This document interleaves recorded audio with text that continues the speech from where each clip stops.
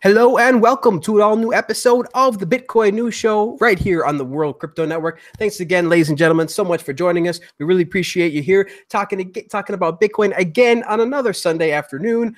This is our, of course, Sunday ritual, so thank you again for joining us. Let's just go ahead and go through our quick bit section real quick, and then we can get into the introductions. So basically, there was somebody that posted a tweet out there called "What Mind Control Looks Like," and I really hope that everybody takes a look at this video to really kind of see what happens when every single local news station on the country is running off of teleprompters, all reading the same thing.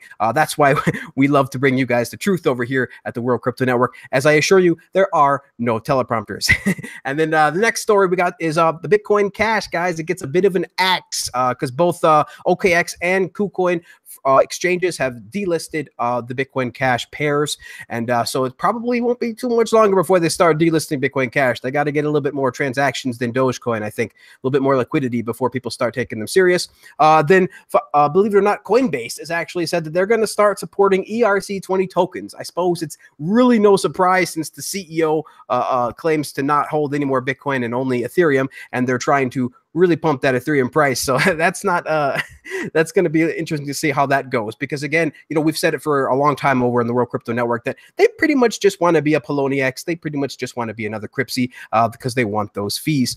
And then another article, really great article talking about Schnorr signatures. We've mentioned this a bunch of times on the show, guys. Really amazing technology. You guys got to check this out. Why every Bitcoin fan should be excited about Schnorr signatures. Check out that link again. All the links to these news articles and our topics, of course, are always in the show notes below. And then let's see. Finally, again, guys, I want to remind you we have that meetup in April 25th. In Denver on April 25th. We have a meetup of a bunch of different World Crypto Network people, myself, Andy Hoffman, and Adam Meister, and then Jack Mallers, from creator of the Zap Wallet. We have a bunch of people. Might even be some big names that are coming there that I can't really drop yet, but I really appreciate it. Hopefully you guys come down and see us and shake our hands, ask us some questions. It should be a good time. We're going to talk about some topics, do a QA. We really hope to see you guys all there. I think it's only like $20 or something like that. So check out the link below, and we hope to see you there pretty soon. It's coming up pretty quick, only a month away now, 25 days away. So time moves pretty fast in the crypto space. Without further ado, guys, let's go ahead and get to the introductions of our amazing panelists joining us today. The show before last, I kind of had a bit of an OG show, I guess you could say, an OG Bitcoiner show, but now we're going to have some newer people in the space joining us this particular Sunday. So first, let's introduce Mr. Ivan on Tech. You guys seen him here last time. Ivan, how you doing? I'm good. Awesome to be back. I mean, I was here a few weeks ago. Amazing to be back and looking forward to the show. Absolutely, Ivan. We love to have your technical insights over here. What's inside of the programmer's mind, as you always entitle your videos. You guys got to check out his YouTube channel. Lots and lots of great information on the daily, like every day. Ivan posts. I don't even know when you sleep, Ivan, but you always are posting new content. So thank you for that, man. And then we got Leah herself, the beautiful Leah from the Bitcoin Morning Brief with Tone Vays. Leah, how you doing? Doing great. Thanks so much for having me, Vortex. You bet. This is your first time here on the Bitcoin News Show, so we really are happy to have you. Really thank you for joining us and giving us your insights. We really love you every morning. You know, watching you and Tone. You guys make Tone making a fool of himself. No, we love watching Tone and you and every day. You guys. Now Jimmy, I think, is going to be back soon. So, and then you guys even have had Giacomo on there. So just amazing insights and really loved your guys' back and forth. So thank you, Leah, for those morning shows. I really appreciate it. And then let's go finally to Mr. Francis Pouliot of Cadillacsy.com. Francis, how you doing? I'm doing great. It's great to be back this Sunday again on Easter. So happy Easter to everyone out there.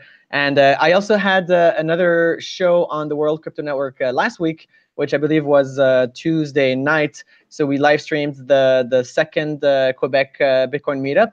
And the audio, the video was really great. So we're definitely going to keep live streaming, I think, all those meetups for you guys and try to get some high quality content out there. So thanks everyone for watching that. That was really cool. Appreciate it, Francis. Yeah, we love to have your meetups on there, and we also do the San Francisco Bitcoin meetup as well on World Crypto Network. We post that live on the show. So love the content, Francis. Even some pretty important information was, I believe, dropped on that particular meetup that we can maybe talk about during one of our topics here. So very cool. So thanks again, Francis. Francis, of course, joins us pretty much every Sunday, so we really appreciate his insights on this topic. So let's go ahead and go through the first topic without further ado. Guys, this is pretty interesting stuff. Like, Google and Twitter and Facebook and MailChimp and all these companies, they seem to be, shutting down cryptocurrency ads. And so I kind of want to get a feel from the panels and see what they think and see if this matters even, or what they think about it. So Ivan, let's go with you first. Ivan, what do you think about, these large tech companies stopping these cryptocurrencies ads? Are they just shutting down all these scam ads like ICOs, or are they shutting down all crypto ads? And do you think that this is a forever thing? Do you think that these crypto ads will ever return? So I think it's quite understandable in my view why they're doing it, because we have seen some significant scams. I mean, you Google for Coinbase, you get a fake Coinbase ad. And I mean, for some reason, Google has been bad at filtering this. I mean, their AI system, for some reason, couldn't be able to filter these scam ads and phishing ads. And so in that sense, I totally understand why, for example, Facebook and Google are doing it. They are in a position where maybe they will get in trouble with the SEC. I could imagine that they are thinking in these terms. I mean, what kind of responsibility do we have? If a lot of people get scammed on our platforms, can we get in trouble with the regulators? Can we get in trouble because maybe a year down the line, all of these ICOs are securities, and now we have been kind of propagating security ads on our platforms? But of course, also people think from a more kind of conspiratorial perspective as well. Is it because they are afraid of cryptocurrencies? Is it because they all together kind of form a cartel and want to shut everything down? This is something we have seen in the news as well, that Bitcoin and cryptocurrency associations from China, from India and Russia together kind of filed a lawsuit against Facebook, Twitter, and MailChimp, because they are together forming this cartel, and these associations mean that it is a coordinated attack towards cryptocurrencies. But I mean, from my perspective, I think it is much simpler. I think it's just so they are feeling they are out of control. They do not know what ad is good, what ad is bad, and all ads are blocked. Even, I mean, we run a blockchain academy where we educate people on blockchain, how it works, how different cryptocurrencies work. We cannot run ads either. Everything with cryptocurrency, blockchain, it's like keywords that are completely blocked. Maybe in a few months we will see a relaxation of these rules, that they will be much smarter at actually deciding what is fake, what is scam, what is not. But currently, I personally feel that they feel out of control, and they just think, you know what, we cannot take the responsibility here, so we just block the entire space. Yeah, really good points on that, Ivan. I mean, it's interesting. Why can they not find all of these ICO scams as actual scams, right? It seems like they'll allow anybody on the platform. I've seen Banana Coin on there, right? We've seen all sorts of craziness. So I'm not sure what's going on there. And so actually they are trying to fix it. So, for example, you can have an ad without mentioning cryptocurrencies, but then the website you link to, Facebook will go to that website as well and check, do you have like cryptocurrencies, blockchain in your website you're linking to? So they are trying to be smart. Although I have seen cryptocurrency ads even after the ban on Facebook in particular. So people have found ways and tricks to kind of get around the system.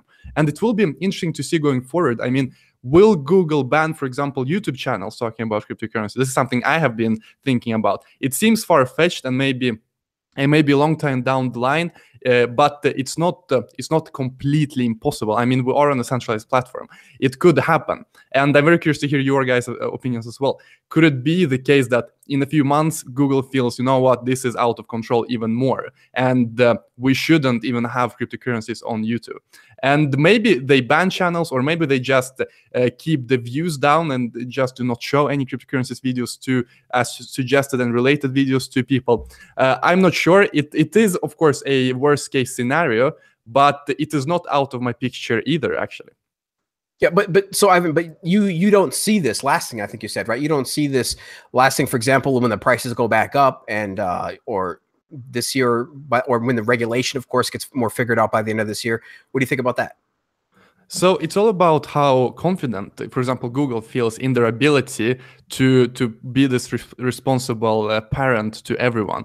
Because as I mentioned, I think they feel a responsibility, and they might even feel pressure from regulators. Maybe there have been meetings between, for example, Google and regulators, and the regulators kind of hinting that, you know what, you need to fix this mess on your platforms.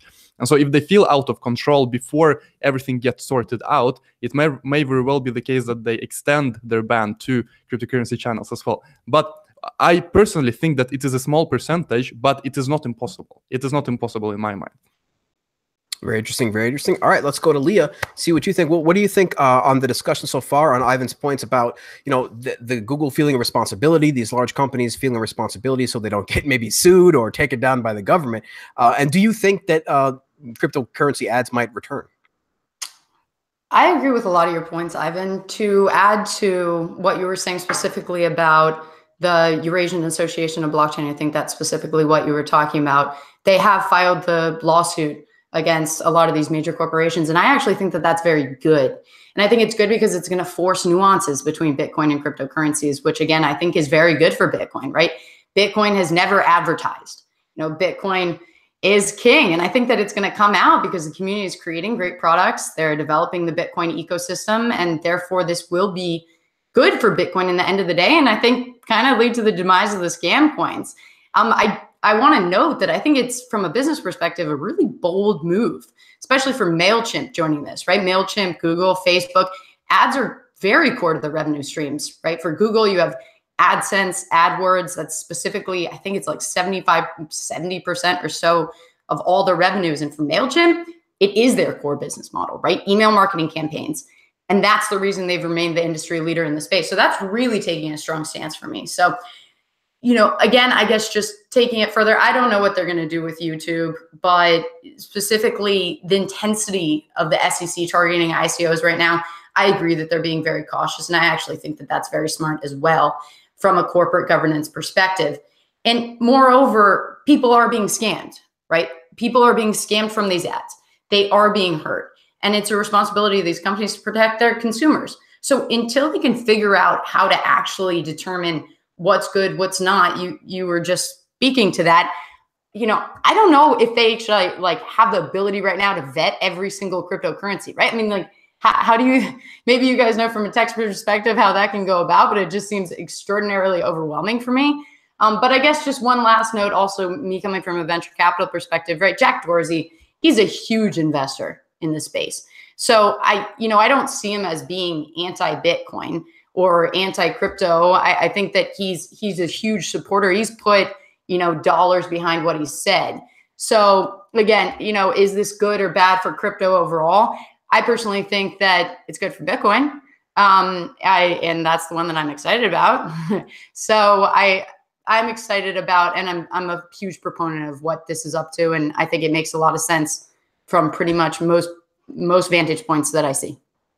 Yeah, great points. I mean, Bitcoin never did actually have to advertise, though. Of course, BitPay did, do the Bitcoin Bowl, right? That was kind of cool. We thank BitPay for back in the day, back before they were purchased by Jihan and Bitmain. But before then, there was very, very limited, and there still continues to be very limited marketing with Bitcoin. It's really only kind of people stepping up, like people like myself, to create content, and people like you guys as well to stepping up and trying to inform people. Because as we know, to this day, the media still gets almost every line wrong in their articles about Bitcoin. Like literally line for line, 99% of it is all incorrect. And it's just comes from a misunderstanding because this technology is so nuanced, is so difficult, is so specialized. There's really, very few people on the planet that can fully grasp it. So we just try to just give, outline the main points for you guys so you guys are informed. And, it's true because it's interesting because we've been criticizing companies like YouTube and Facebook for even taking these ads. I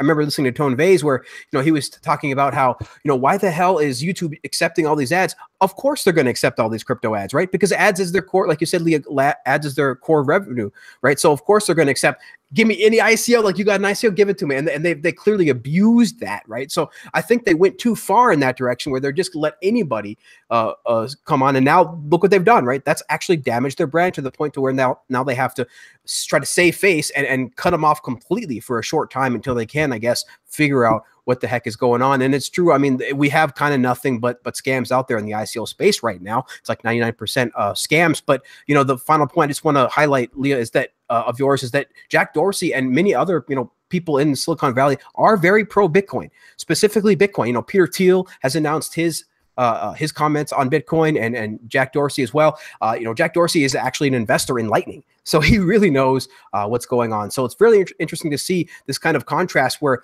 you know, these big, huge Silicon Valley's tech people are so into Bitcoin, but yet they're, because of this regulation and all this ICO craze, are kind of forced to just kill all of these ads. So very interesting, you know, situation we find ourselves in. I think it's very indicative and of how early days we really are in. Everybody's still trying to figure out what the heck is legal, what's not legal, and things like that. So let's go to Francis. Francis, what are your comments on these ads, these cryptocurrency ads being banned? Is this bad for Bitcoin or crypto, and will these companies kind of start allowing us to advertise it once again at some point? Yeah, well, the points so far have been really good. You know, these are private companies, and they are hosting that content on you know, their servers. I mean, those ads are in their system, so it's definitely understandable that they're worried about that. And you know, we don't pay them, and this is all free, and they owe us nothing other than respecting their terms and conditions, essentially.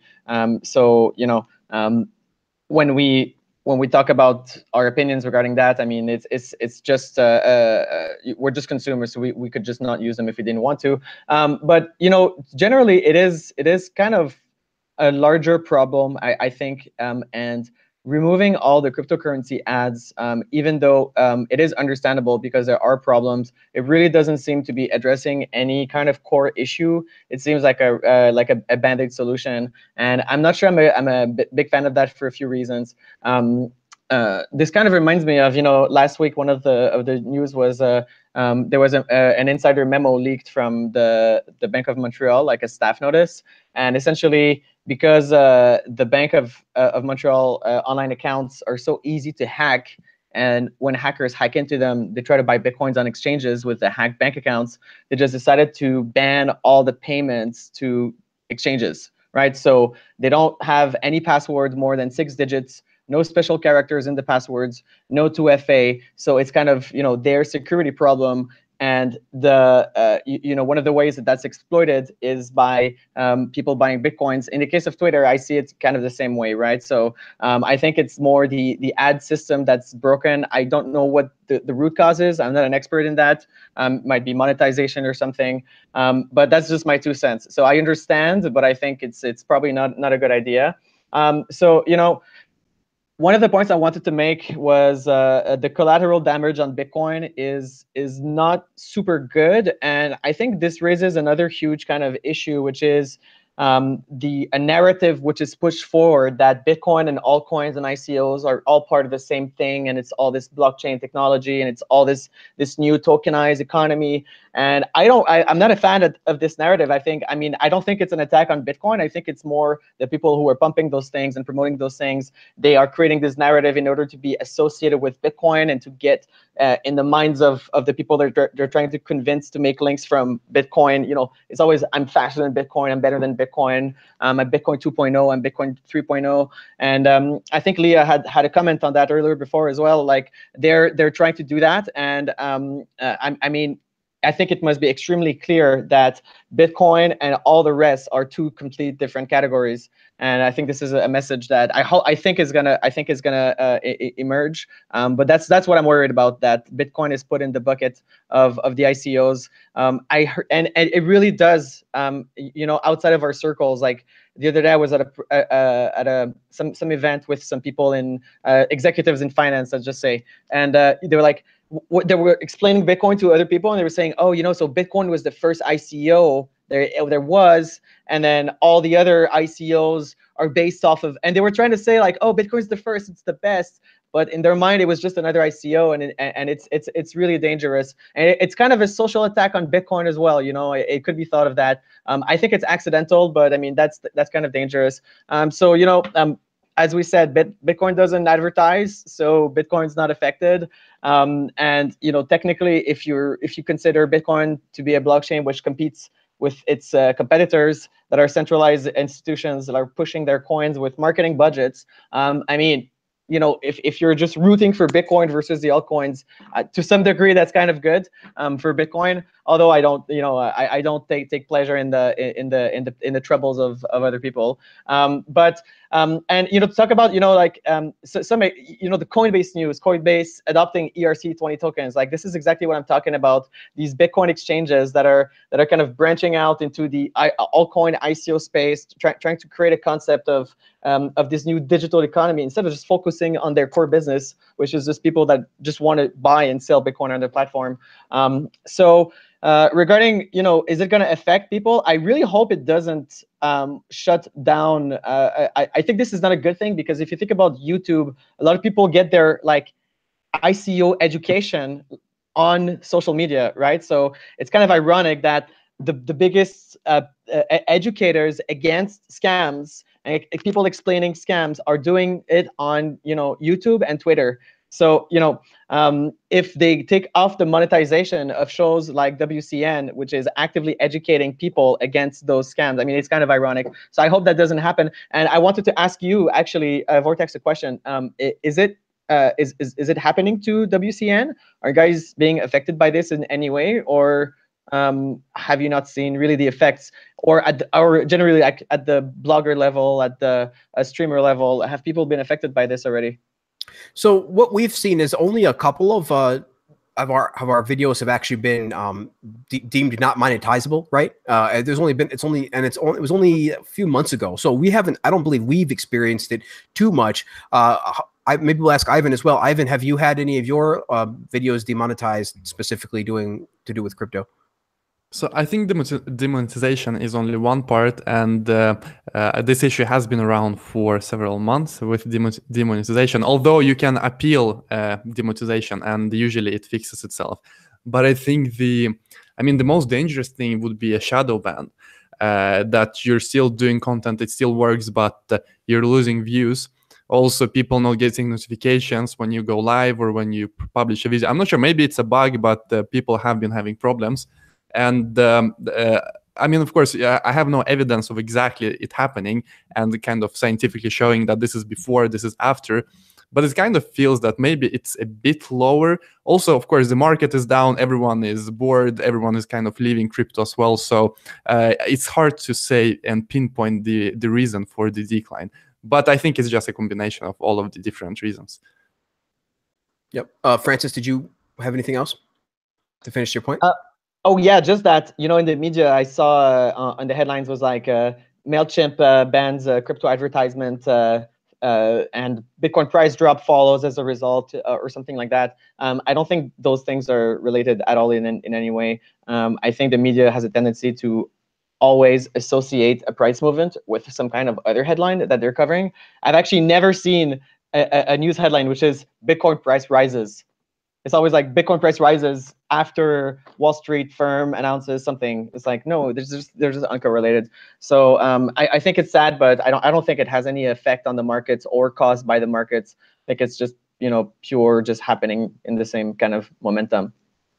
Yep, absolutely. Yeah, I mean, the media outlets always search for some kind of narrative, and when they don't find one, they make one up, right? That's what happens. Since there really isn't no actual narrative most of the time, they just pull whatever is from, you know, the recent articles and they use that. So yeah, very interesting and stuff. I think that the media organizations aren't unfortunately going to be stopping that anytime soon. I mean, that's literally their number one money maker, right? Their number one clickbait is to talk about price of crypto. So very interesting stuff. All right, guys, let's go ahead and move on to the next topic, unless anybody else has anything to say on this one.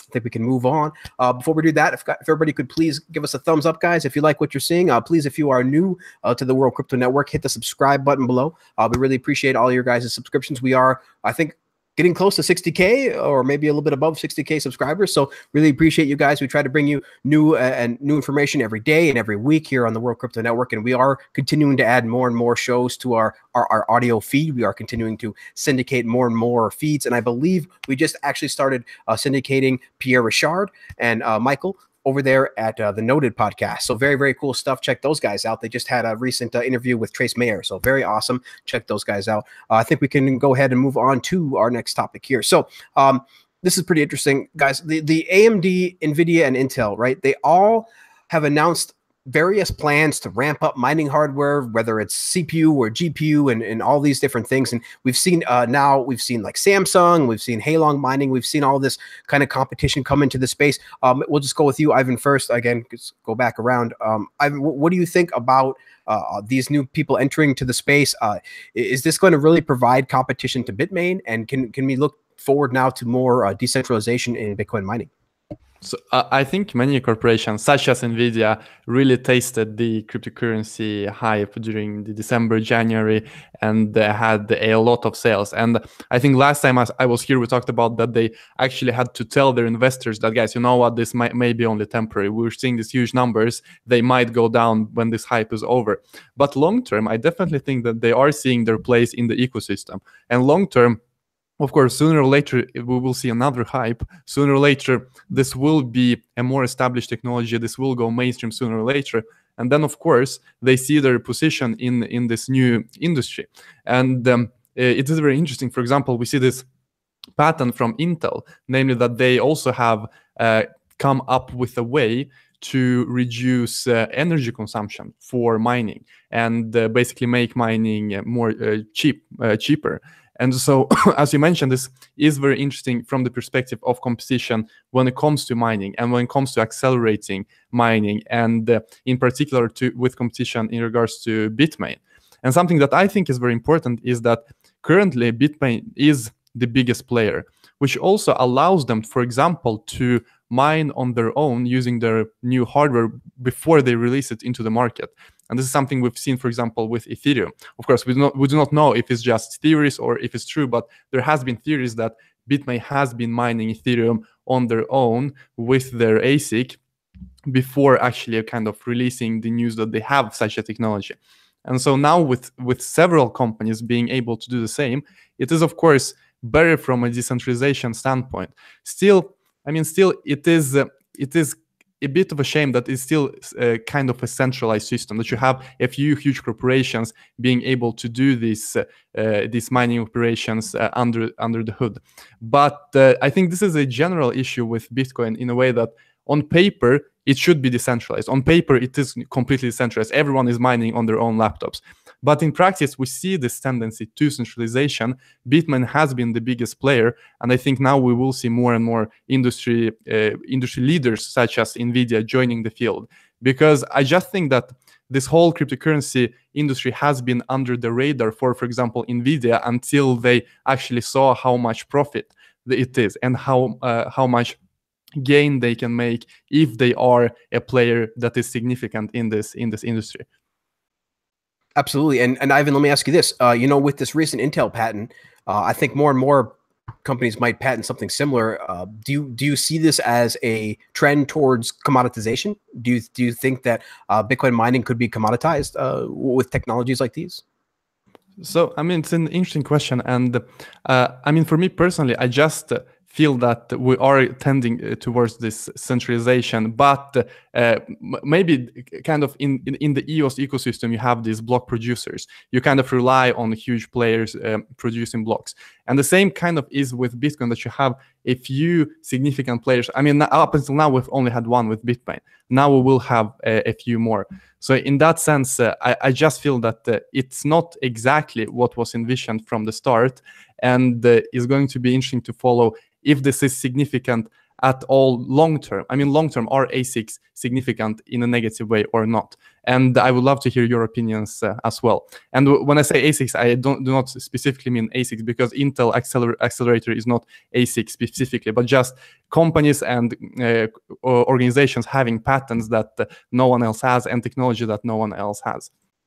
Yeah, because what's important to remember is that, while Bitmain does have, of course, monopoly on hardware, that doesn't mean that Bitmain itself, right, is actually owning more than 51% hash power. It just means that people are using their particular hardware, right? So we have mining pools, for example, as well, that like have maybe 30-40% or something like that, right? But and indeed, even if most of them were running Bitmain hardware, it's still not all of Bitmain, or still not this single pool. It's not single entities, right? It's not a single entity of a pool. It's not a single bit company, Bitmain, that's mining all this. They are individual mining companies and miners, right? And with people who, whether they have just a couple of S9s, right, that are mining in Venezuela, or they have an entire huge data center with S9s. As far as the pool, like, they would be seen the same in the pool. But I just think that's just important to remind people that they are still individual entities. What do you think about that, real quick, Ivan? Yeah, it's true, but I mean, when you get your ASIC, it's kind of pre-installed to mine for Bitmain, and then you can switch, but many people don't. And this is, I mean, this is kind of the issue I currently see, that many people just buy an ASIC and turn it on and gain profit without really thinking about the global implications and the perspective when it comes to the Bitcoin network as a whole and the Bitcoin ecosystem as a whole.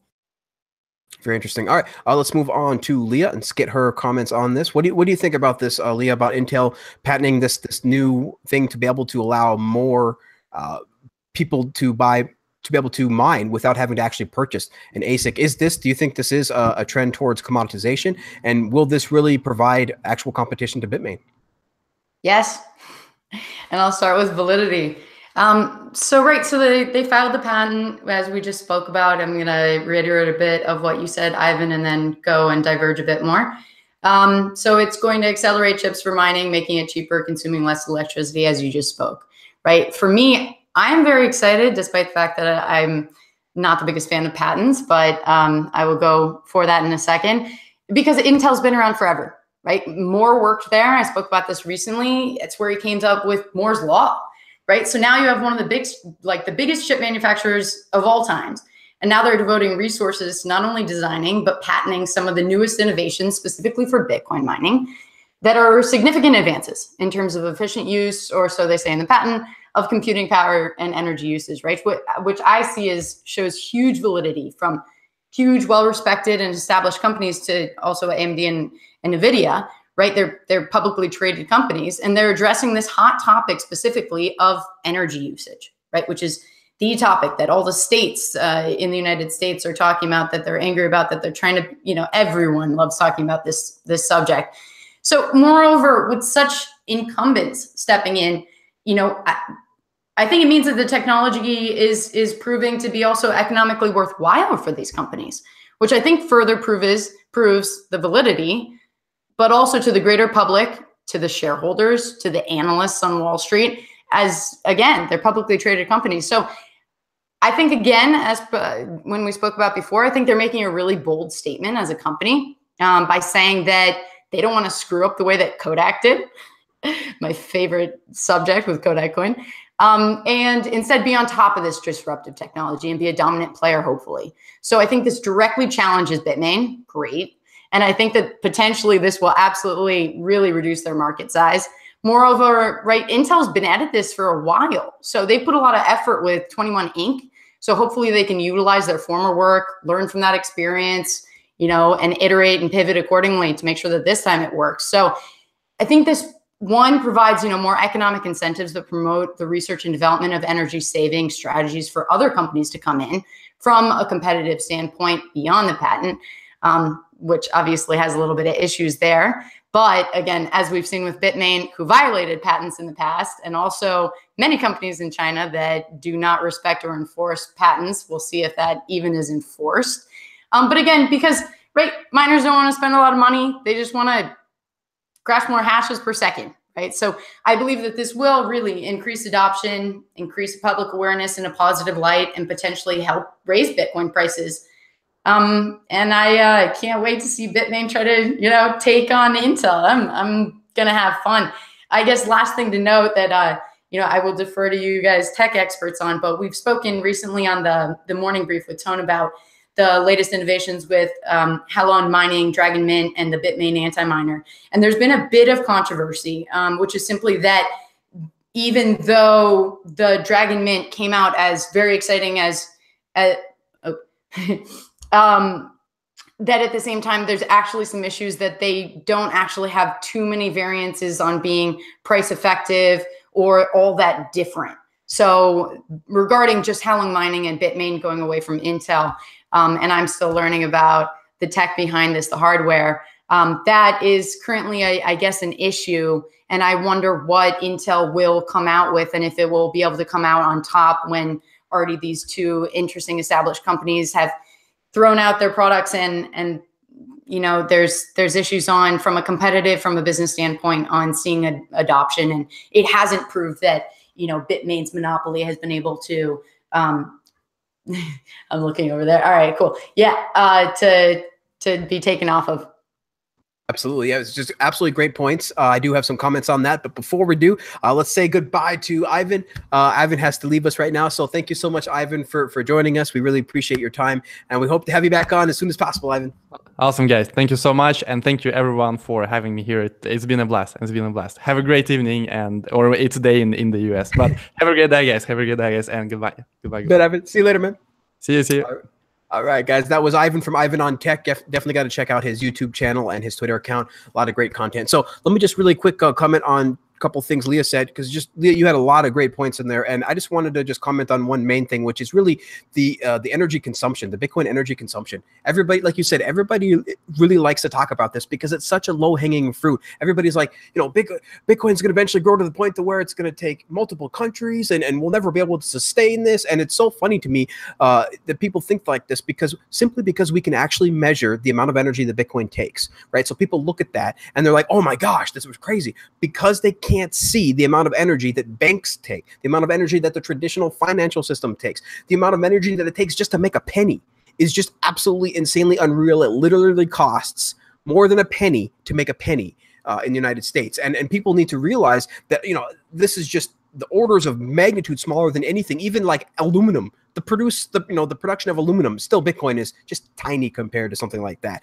And again, the efficiency that this provides, the Bitcoin provides, this energy consumption, is the fact that we can have this global ledger, this global consensus. That is absolutely worth the amount of electricity that it burns, because what the traditional financial system tries to gain is some form of consensus as well, right? With SWIFT and these other networks and this double, you know, accounting type of situation. They try to maintain everything, but guess what? They fail horribly, and yet they still consume insane amounts of electricity with their huge bank buildings that are on, you know, with AC and the lights 24/7. It's not even a comparison. And I just really want to remind people of this, because it's so easy to just say, oh, you know, Bitcoin consumes way too much energy, but it doesn't, right? When you can see what it does and then compare that with its competition. So very important point. And I also agree too, Leah, that I think that this will lead to increased adoption, because like you say, it will lead to increased awareness.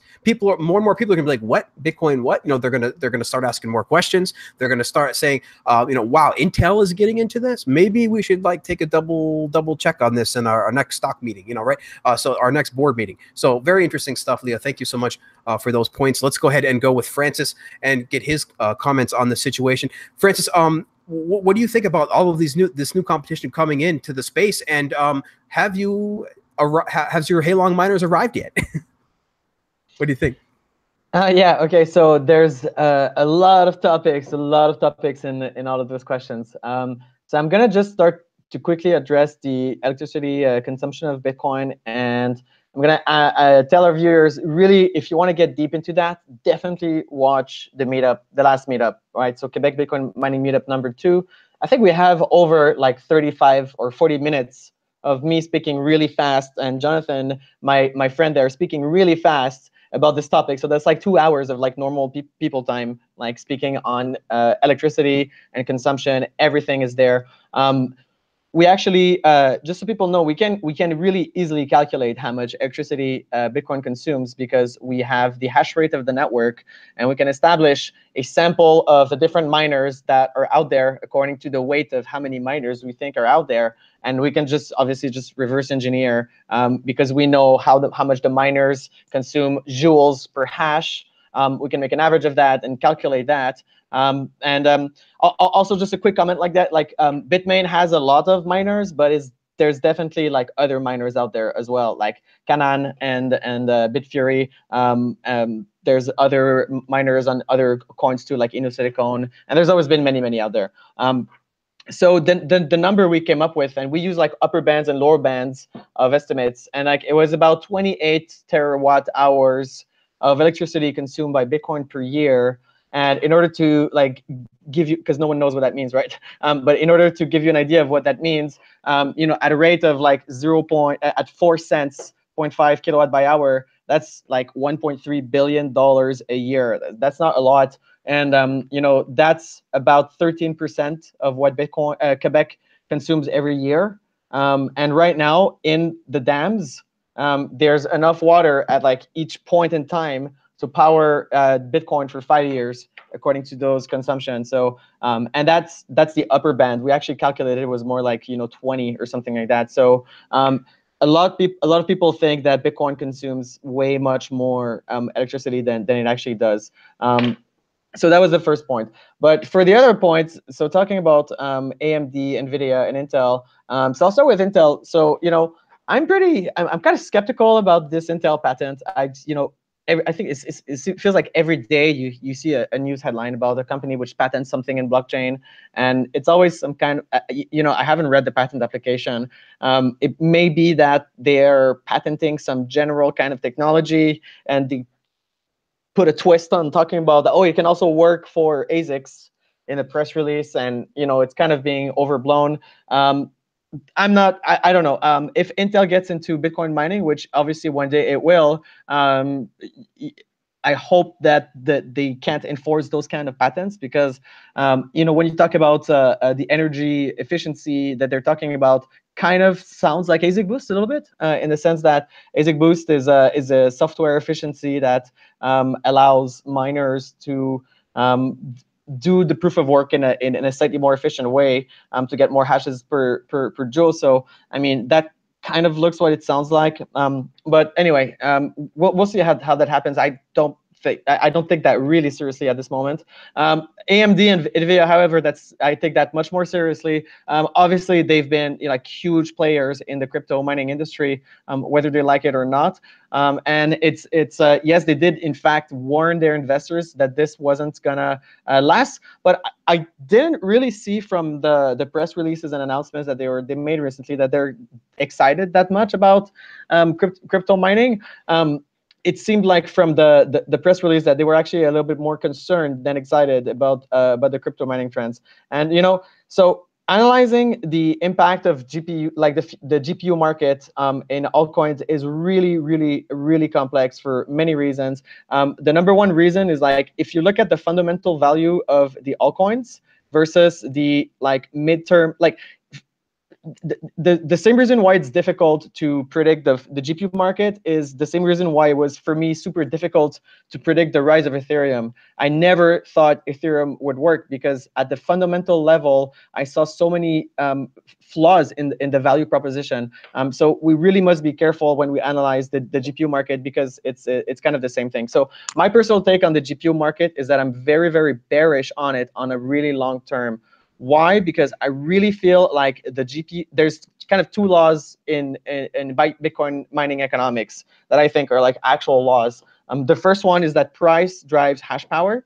So the potential for a miner to get more USD from his USD is significantly impacted by the price of the cryptocurrency rising over time. And the second law is that there's no such thing as ASIC resistance. ASIC resistance is a scale. It's not binary.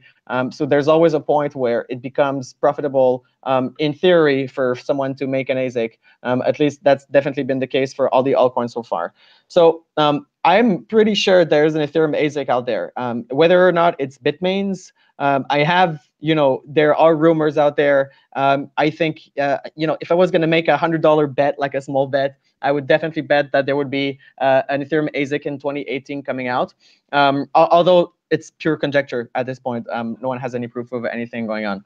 This has a really interesting effect on Ethereum, okay? So, and this goes pretty deep, and this kind of highlights all the game theory around all these coins. So before I heard about the Ethereum ASIC, I was really bearish on the proof of stake fork of Ethereum, because the way that I see it, there's so much money involved in GPUs that are dependent on Ethereum's price going up, but the Ethereum chain that their mine's price going up over time, because that's the way that they can realize a return on the investment for the capital that they injected in all those machines. So my thinking was that if so many people have invested in Ethereum mining, like I see who invests in Ethereum mining, and it's not like just like Chinese farms. It's like a lot of software companies, like just software development companies, invest in a lot of GPU mining, and they hire people to run mines with thousands of graphic cards so they can mine GPU. And there's all sorts of investors that invest in Ethereum hedge funds, which include stocks of Ethereum mining companies and all that kind of stuff. So a lot of the Ethereum money is linked, right? So the startups, the projects, the kind of investment companies, the ICOs are all linked with, to some degree, the money is linked to the mining money. So my thinking was that, the miners are going to have so much skin in the game to keep the Ethereum proof of work chain going, that they were going to see a really big split between proof of stake and proof of work. And a lot of people who invested in mining are going to advocate for the proof of work chain. And perhaps the foundation would have stayed on the proof of stake chain, but it would have been a big split. But if there's like Bitmain comes out with an Ethereum miner, and the problem's solved, because everyone's investment in the GPUs goes to shit, right? So all of your previous GPU investment is just going to go to basically zero, because even if it's just like a 50% improvement, like for example, the Halong is like 30% improvement in efficiency over S9, but so even if it's like a 2x, 3x improvement, and you come out with an Ethereum ASIC, then all the existing GPUs that people have bought are gonna just get thrown out and get unplugged.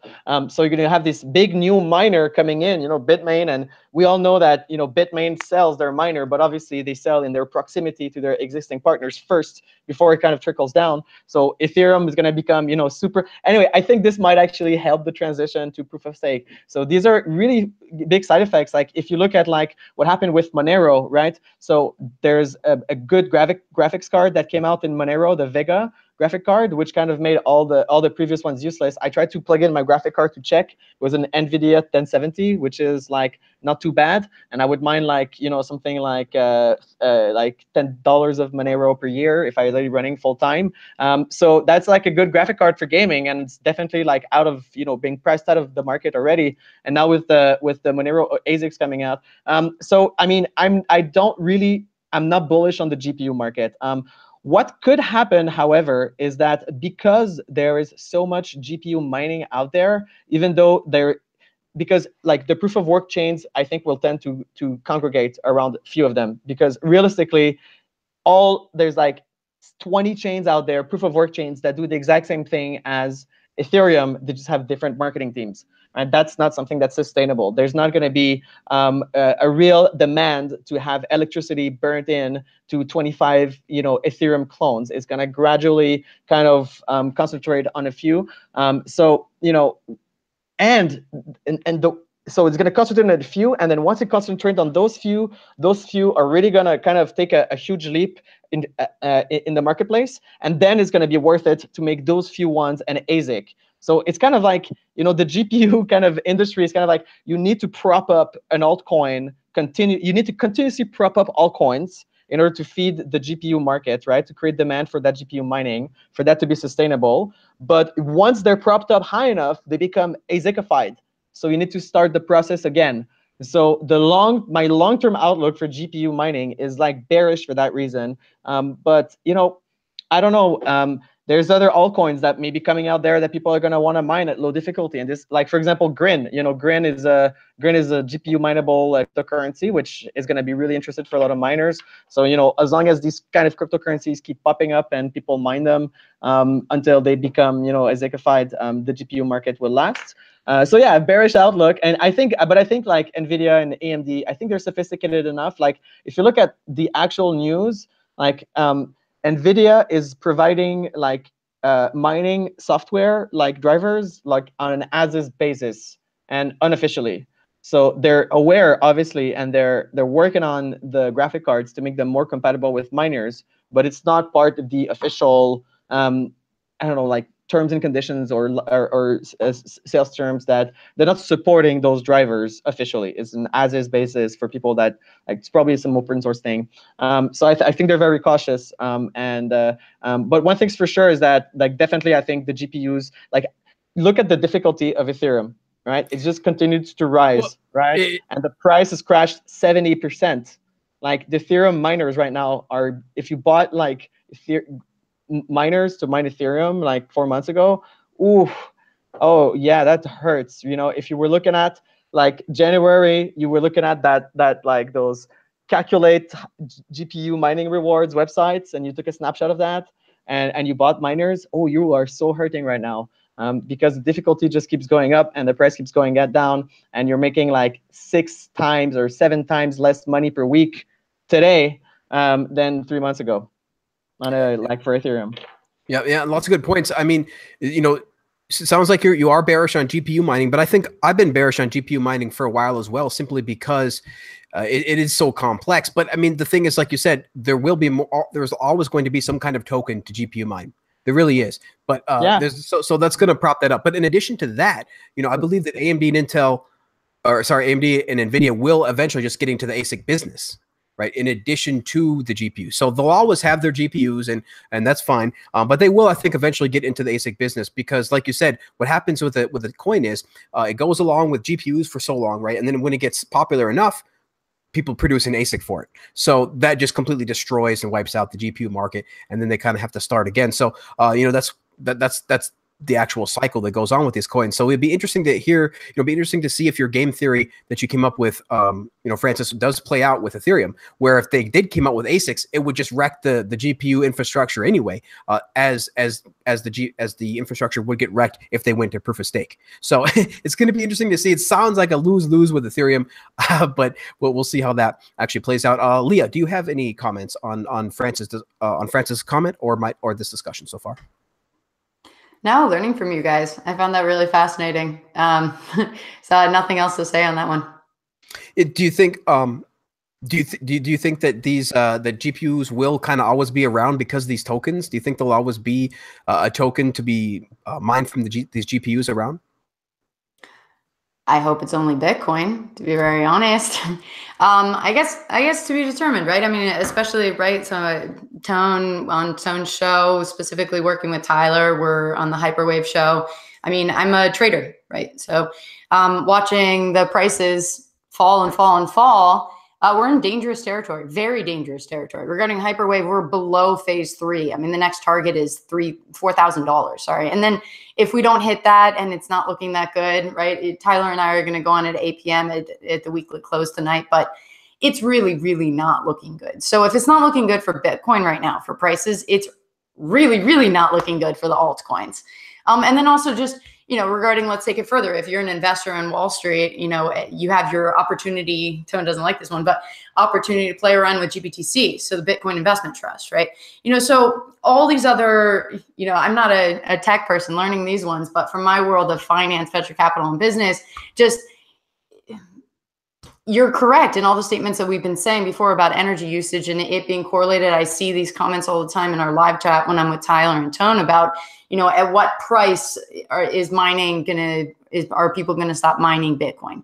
When is that going to happen? Is it going to happen soon? What is that going to mean for the entire ecosystem regarding prices? Are traders just going to, just exactly what is it going to mean? So to your guys' point, right now, how can we even say when we have no idea what next month is going to look like for Bitcoin prices. And if we fall back to 1,500 or even below, sorry if I scare everybody on the show right now, there's a possibility. And if that happens, who's going to keep playing in the game right now? And definitely if that happens, I think altcoins, they could go to zero.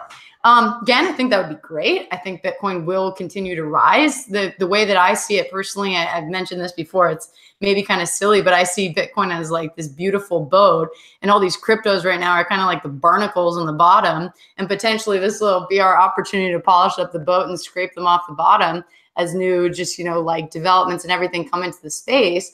So regarding, we're talking about two different things. Right now, we've gotten, at least I'm talking about price and finance and trading. Energy usage obviously goes into that, but we've also discussed, since we're talking about publicly traded companies and validity of the market from a business perspective, it's also to be determined.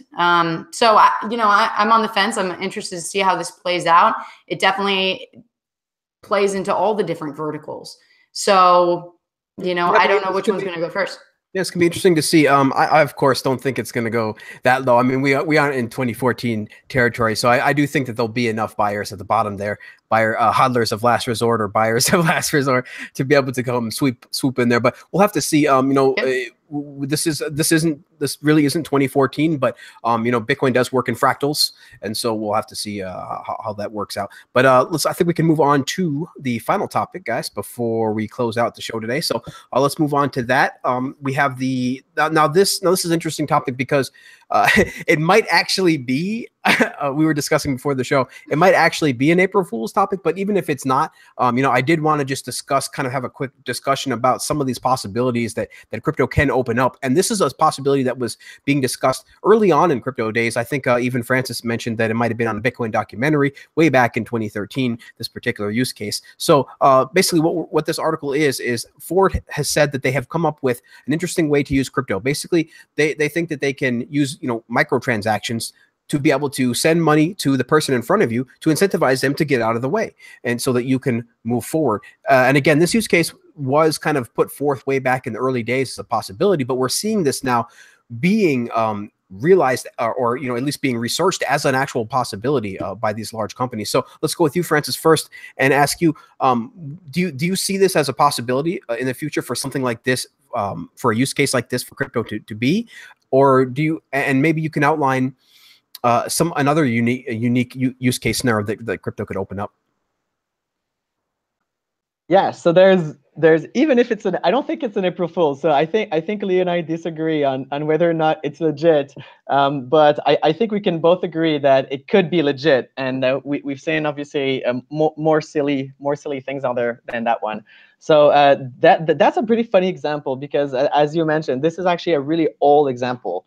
I scooped that one up. I think it was from Vitalik himself back in the day, or definitely really, really early on, because I don't know if you guys remember Tone's chart with Mount Stupid about your the more time you spend in crypto, the wiser you are. And there's a peak where you get super excited about crypto and you're really silly, and you later on when you think about those times, you feel a little bit embarrassed.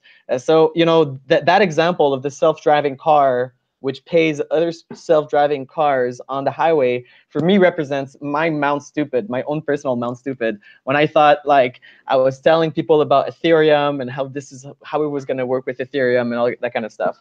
But what's interesting about that is that it is actually not just because you can doesn't mean you should, but the fact that you can is super awesome.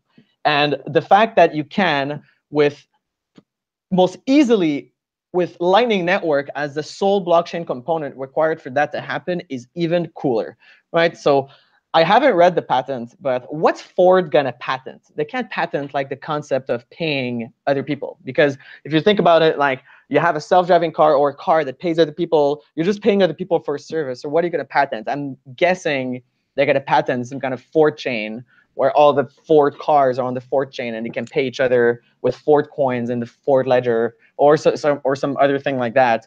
That's probably what's likely that they're patenting, or some kind of Ethereum smart contract that they built that they want to patent or something like that. But what's really cool to me is that these kind of use cases with Lightning, even though I think they're a little bit silly, I don't think people will do those kind of payments, although I'm not the judge, I'm not the market. I don't decide what people want. But the fact that it's possible to do that with Bitcoin right now, to me, is fantastic. So why is it possible in Bitcoin right now, and why am I so bullish? Actually, today, I was looking for a quote by Satoshi, and I did find it. And there was a second part of the quote, which actually I didn't know was in there. It was when Satoshi said that everybody should pick up a few coins just in case it gets popular. Right? Everybody knows this quote. But just after that, in the email, he says, imagine if paying a website becomes as easy as dropping a few coins in a slot machine. Imagine the possibilities. So that was, Satoshi's vision. So if you look at how easy it is to do that on Bitcoin compared to all the other apps and ICOs and all the other, EOS chains and whatever chains that people want to use to, change the world with those innovative use cases, like Blockstream dropped in 7 days, 7 open source applications, which allow you to, pay per API call with Bitcoin. You can have like your WordPress blog unfold with Bitcoin. You can tip with Bitcoin. They did a Lightning app, like if this, then they did like an if this then that integration for Bitcoin, so that you can like link your Twitter, your Gmail to like micropayments. So all of these innovative blockchain use cases are becoming super available to developers. I mean, I think in like a year and a half, those kind of tools are going to be so popular that people are going to be cooking up these apps and all sorts of hackathons. So that's a great example. And I mean, I think it's possible in Bitcoin. I mean, I'll let maybe Leah and you, Vortex, kind of think of those examples. I'm not super creative myself for those ones, but as far as I know, just those basic building blocks, the fact that you can pay for an API call with Bitcoin, you can make an object in the real world move with a Bitcoin micropayment. You can have all sorts of machines talking to each other, coordinating via a network like routing using Bitcoin as its main blockchain. So I think, I'm super excited. And even if it's so even if it's an April Fool's, I think it might take them maybe 6 or 7 years to figure out that they didn't need a patent. All they needed was to integrate Lightning Network payments within their systems. But I mean, I think it's a good step forward anyway that those companies are looking at that, because by the time that they realize that all they need is just Bitcoin, Bitcoin is going to be so much better at that time, in a few years when they really get to it. So I'm actually kind of happy that they're going through all the private blockchain stuff, the Ethereum stuff, before they figure out that all they just need is, crypto payments. And Bitcoin, at that time will be super robust and definitely ready to handle these really big players. Because in any case, like even if they did want to use Bitcoin right now, they couldn't. So let's be a little bit patient before. It's interesting. People are like, people are like, raise the block size, and it's simply even at 2 megabytes. That is not ready for the world. That is not Visa level transactions. That is not even close. So there's a big reason, of course, why we didn't want to just do a hard fork, right? Completely destroy people's monetary value who don't support the hard fork. Just completely split the chain and just to add one little thing, which is to raise the block size that won't even allow for enough people to be on the network. So pretty strange stuff. Of course, that's why the BCH people went to their way, right? And now we have Lightning, so we can put both of these experiments to work at the same time. And so far, it looks like Lightning is kind of really doing well. I mean, the 7 days of Lightning, you guys got to check that out. The Blockstream released, it's just amazing. One after another, one amazing app. My personal favorite, I think, probably was the point of sale system. So you could just set up, a merchant right there at their actual point of sale, at their place of business, and just set them up real quick to be able to accept Lightning's right there, instantaneous, real time. So that's really cool stuff. I mean, the stuff that Lightning is going to allow is really amazing stuff, namely real time payments, right? Real time, instant, global payments to do things like for artificial intelligence, for applications to be able to do things in real time. A really good example is being able to charge for an API, right, in Satoshis per second.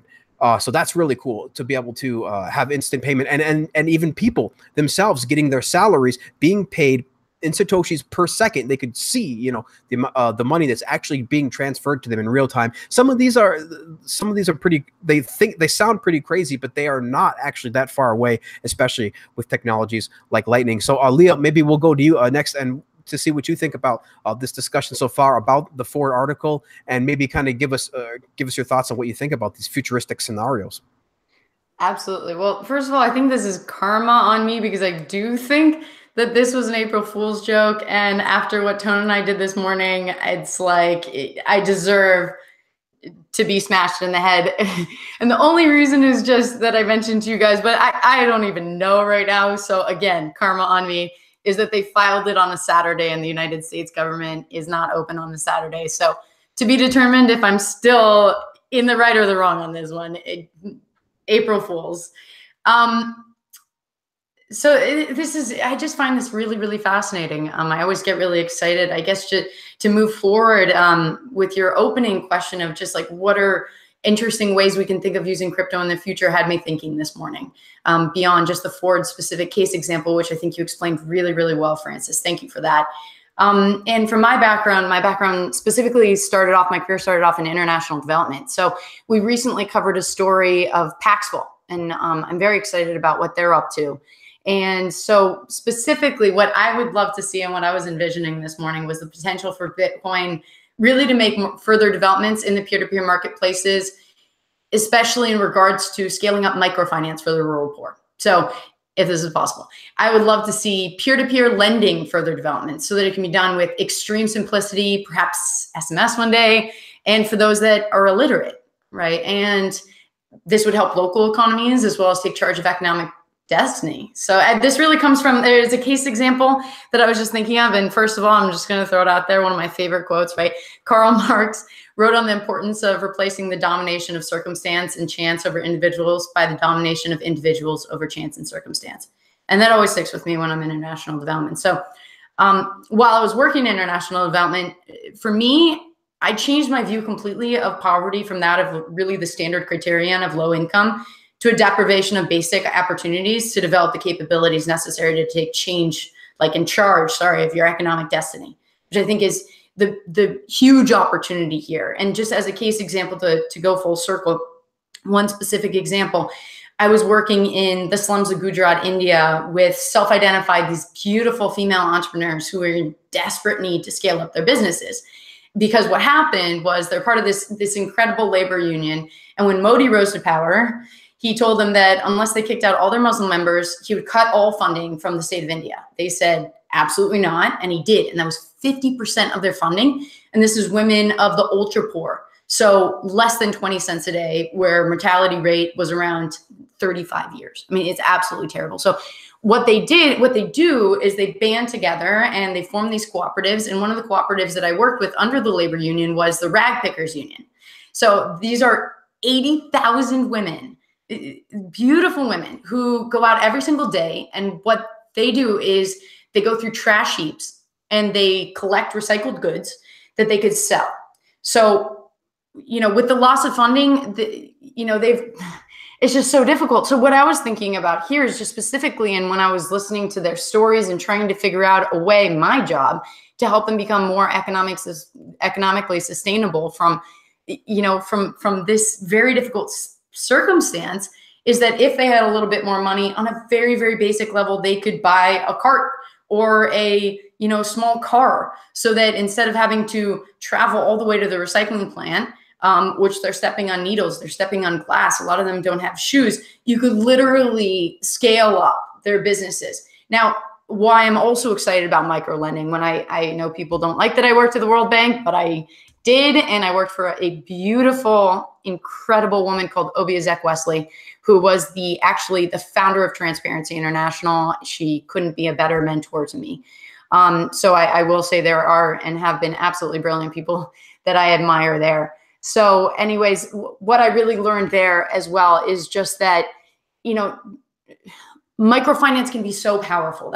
I was working there when M-Pesa came out for Kenya, and that was really one of the first SMS-based microloan systems. Because again, many people don't have access to a line of credit. They can't get a line of credit. They can't go to any traditional sources such as banks.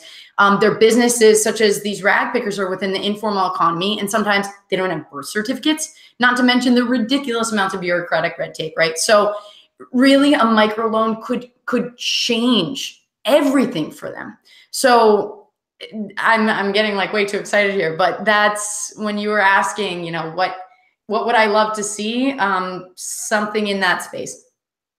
Very cool. Yeah, I mean, micro lending and basically all of these micro payments. You know, like I think because that's kind of what the topic, or that's what the Ford article was about, micro payments, right? And then so that's what Lightning seems to be able to allow. And so I think we will be able to eventually do all that, because people got really excited in the early days of Bitcoin about micro transactions and things like that, because they were possible on the Bitcoin blockchain because there was no use, right? Nobody was using them. So people all of a sudden got really excited about the possibility of that. But then we realized that, you know, doing that on chain on the base layer is not going to work well. But with Lightning, we went very much will be able to do these types of micro transactions and even per second real-time transactions, right, with per Satoshi. So we hope that these types of things will take off. And now with Lightning, we think that it might actually have a chance. So you know, it's interesting, depending on when you come into crypto. You know, depend is gonna define what main use case you think crypto is for, right? So in the early days, it was, you know, payments online, retailers, e-commerce, and then it went to micro payments, and now it's kind of digital gold. And, you know, Bitcoin will evolve. I believe Francis mentioned this earlier. You know, Bitcoin is going to continue to evolve. And every year, Bitcoin is different than the Bitcoin it was before. I mean, look 1 year ago, right? Now we have SegWit, we have Lightning, we have much more pro regulation. All sorts of things have happened in just 1 year. So I guarantee you that 1 year from now, Bitcoin will be just as different. So very interesting topics, guys. Very interesting conversation. Really hope that Leah's micropayments, micro lending stuff starts to take off. We shall see. I'm sure there's plenty of entrepreneurs out there that realize that Lightning will just provide all of these just multi-million and billion-dollar businesses. You just have to go ahead and experiment with this technology. So that is something that an entrepreneur can definitely check out. So very cool, guys. Thank you so much for the conversation. We went a little bit over an hour here, but still, I think we had a great time. I really appreciate everybody being on the show. Of course, Ivan as well had to dip out a little bit early, but we really thank Ivan for being on the show. So thank you, Ivan, and everybody check out his channel, Ivan on Tech. And then Francis, maybe you could tell us a little bit where we could find you, sir. Yeah, and just before the outro, I was just to mention, I think the two places where the micropayments are really going to shine first are online gaming and online gambling. So I'm actually pretty interested in both those spaces, the online gaming and the online gaming and gambling community. Both have really good Bitcoin penetration right now, and both have been, I think, waiting for micropayment solutions to work on a scalable level for a really long time. So if people are interested in like where those trends are going to hit first, I think these are places where obviously just like look at where the internet had the highest impact. It's online gambling and online gaming first. We're trailblazers. So how to find me? Well, you can always follow me on Twitter at @FrancisPouliot_. I'm tweeting pretty much every day. Also on the World Crypto Network, I'm usually here on Sundays, and we're going to be live streaming a bunch of our meetups on the World Crypto Network. I kind of like no moments notice, so at any kind of random point in the evening on a weekday, you can expect perhaps a meetup to pop up, and those are really usually cool. And you can check out one of my blogs at catalaxy.com, and my company in Canada is bylls.com. So thanks everyone for watching, and again, have a great Easter. Definitely check out Francis's last live stream on the World Crypto Network with his meetup, and again to talk about all the mining and Bitcoin energy consumption topics. A lot of good stuff. I mean, I think it was quite over an hour. It might be 2 hours.